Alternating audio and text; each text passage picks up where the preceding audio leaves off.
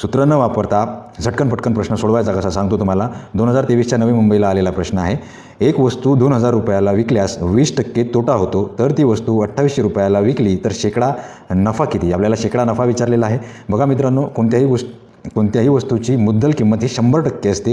100%पेक्षा जर कमी असली तर ती वस्तू 100% त्याच्यामध्ये तोटा होतो, 100%पेक्षा जास्त असली तर त्याच्यामध्ये नफा होतो. तर बघा इथं सांगितलेलं काय आहे, 2000 रुपयाला विकली वस्तू म्हणून 20% तोटा झाला. 20% तोटा झाला म्हणजे 100रातून 20% वजा केले आपल्याला भेटतात 80%. ठीक आहे, म्हणजे ही 2000 जी अमाऊंट आहे ही 2000 बरोबर आपल्याला भेटले 80%. त्याच्यानंतर विचारलं काय आहे, 2800 रुपयाला विकली तर शेकडा नफा किती.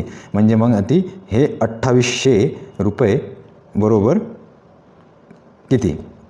ठीक आहे, याच्यामध्ये आपल्याला किती टक्के येते हे आपण काढू. याच्यानंतर काय करायचं, याचा तिरपा गुणाकार करायचा आणि काटाकुटी करायची. ह्या प्रश्न तुम्हाला माहितीच आहे.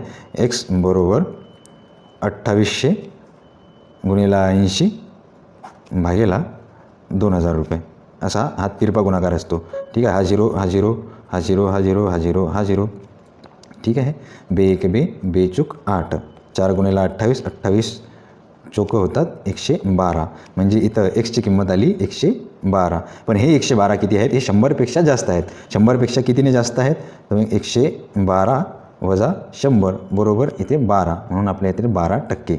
हे इथे आपलं फायनल उत्तर ऑप्शन क्रमांक बी 12%. आपल्याला झालेला आहे 12% नफा. आता हा प्रश्न तुम्ही सोडवा. एक वस्तू 2400 रुपयाला विकली तर 20% तोटा होतो. तीच वस्तू 3900 रुपयाला विकली तर किती टक्के